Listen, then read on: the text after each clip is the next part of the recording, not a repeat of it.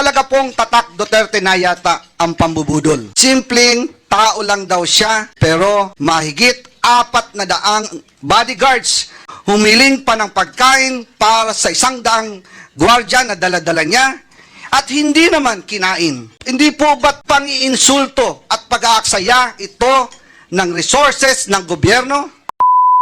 Malinaw na pambubudol o panlilinlang sa mga Pilipino ang pagsasabi niyang kinikilala niya ang kapangyarihan ng Kongreso sa budget. Wala siyang sinagot ni isa man lang na tanong ng mga kongresista. Abogado pa naman siya, pero mukhang absent siya nung tinuro ang prinsipyo ng separation of power. Tandaan, COA at hindi Kongreso ang nagsasabing mali ang paggamit ng 73 million sa 125 million confidential funds na ginamit lang sa loob ng 11 days. Why should the OBP be any different? Especially napakagaling magwaldas, maglakwatsa at mangurakot. Magandang araw po sa ating lahat. Nakita po natin kahapon ang part 1 ng video message ni Vice President Sara Duterte kung saan nililihis na naman niya ang mga issue. Talaga pong tatak Duterte na yata ang pambubudol. Mula sa peking war on drugs, peking good governance, peking pagkontra sa korupsyon, at ngayon, peking sagot sa mga issue.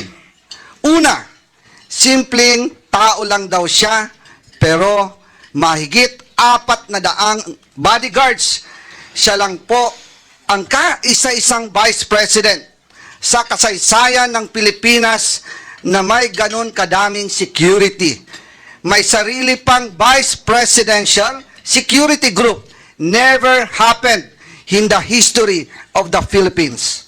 Nag-iisa nga siyang humarap sa pagdinig ng Committee on Appropriations, pero sangkaterba naman ang bodyguard sa labas ng conference room.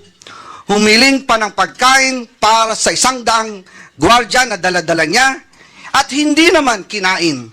Hindi po ba't pang-iinsulto at pag-aaksaya ito ng resources ng gobyerno? Pangalawa, sinasabi niya, hindi lang daw sanay ang ilang miyembro ng Kongreso na hindi makuha ang sagot na gusto nila. Karapatan at trabaho ng Kongreso ang pagbubusisi ng budget. Ang hindi niya pagsagot sa maayos na tanong at lalo pa ang hindi niya pagdalo sa hearing ngayon ay nagpapakita na kawalang respeto at paggalang sa mga kinatawan ng taong bayan. Hindi lang po kongresista ang winalanghiyan niya dito, kung hindi ang buong sambayanang Pilipinas. Tinatakpan niya ang hindi pagsagot sa tanong sa pamamagitan ng pag-iinsulto sa mga kongresista na ginawa lang naman ng kanilang mga trabaho. Gusto nila ang interbranch courtesy, pero siya mismo walang kortesiya sa Kongreso. Pangatlo, malinaw na pambubudol o panlilinlang sa mga Pilipino ang pagsasabi niyang kinikilala niya ang kapangyarihan ng Kongreso sa budget. Malinaw naman sa tao, live sa TV at internet, kung ano ang kanyang asal. Wala siyang sinagot ni isa man lang na tanong ng mga kongresista.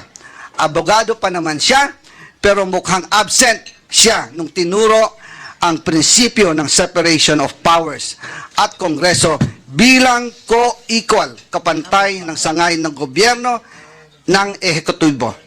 Batay sa ating representative democracy, ang mga kongresista ay binoto bilang kinatawan ng taong bayan. Kaya kapag ang isang kongresista ay nagtatanong sa paggamit ng budget, siya ay nagtatanong hindi lang bilang individual, kundi bilang kinatawan ng Pilipinong bumoto sa kanya. Demokrasya at hindi po tayo monarkiya. Wala tayong hari at reyna. Sunset na po ang dating administrasyon. Kaya wala pong karapatan ang ating mga halal na opisyal na umastang parang masasakupan niya lang ang mga kinatawang ng taong bayan. Pang-apat, paulit-ulit niyang sinasabi, I will defer to the wisdom of Congress. Pero hindi naman po to totoo. Kasi kung totoo ito, sasagutin niya mga tanong ng mga mambabatas, lalo na sa issue ng confidential funds. Naalala ko last year, kinausap namin si BP Sara at ang kanyang mga trusted aides tungkol sa 2024 budget. Sinabi niya noong, ituloy niyo yan, meaning yung confidential funds, dahil kaya niya daw ito i-justify. Mabuti na lang at hindi namin itinuloy. Kung hindi, magsisisi kami dahil ang pondo ng taong bayan ang pinag-uusapan dito at tandaan, COA at hindi Kongreso ang nagsasabing mali ang paggamit ng 73 million sa 125 million confidential funds na ginamit lang sa loob ng 11 days.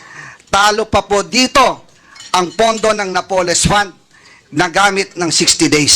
Ito po, 11 days lang. And ngayon, bibigyan pa ba natin siya ng 2 billion na panggagastos daw sa mahihirap? Ibigay po natin to sa tamang ahensya. Huwag po nating ayahan na waldasin na naman ang kahit pisong sintimo na dapat nating bantayan. Politika daw ang dahilan ng umano'y panggigipit sa kanya ng Kongreso. Nanunood kaya siya ng budget hearings? Nakikita niya kaya kung gaano kahaba at katagal ang pandinig at mga questions and answers na kinakaharap ng iba't ibang ahensya ng pamahalaan para i-justify ang kanilang budget? Why should the OBP be any different? Especially napakagaling magwaldas, maglakwatsa at mangurakot. Malinaw, diversionary tactic ang video message ni BP Sara. Tulad ng tatay niya, gusto niyang ilihis ang usapin sa tunay ng isyong kinakaharap niya. Ayaw niya kasing magpaliwanag. 125 million confidential funds spent in 11 days at nagsabi mismo ang COA na mali ang paggastos nito. Kung bakit kulelat ang mga batang Pilipino sa math and science sa ilalim ng panunungkulan niya bilang DepEd Secretary. Kung bakit sirang gatas, may insekto at inaamag na Nutriban ang pinamimigay sa mga mag-aaral. Kung bakit malala ang korupsyon sa DepEd at palpak ang kanyang panunungkulan dahil tamad at hindi siya pumapasok kahit minsan sa Department of Education. At higit sa lahat, kung bakit sa gitna ng lahat na kapalpakan at katiwalian, ito ay dapat siyang pagkatiwalaan pa ng 2025. Briefing suspended. Umani naman ito ng iba't ibang reaksyon mula sa ating mga netizens. Ayon kay Zacarias Resurrection, binabasa mo na nga lang nagkakamali ka pa, sino ka naman para sagutin ni VP Sara? Tama talaga ang sinabi ni Senator Villanueva sa'yo. Pahayag naman ni Evangeline Concepcion, di lang Pogo ang dapat imbestigahan, dapat ma-prioritize itong si Zoldy Co at Martin Romualdez.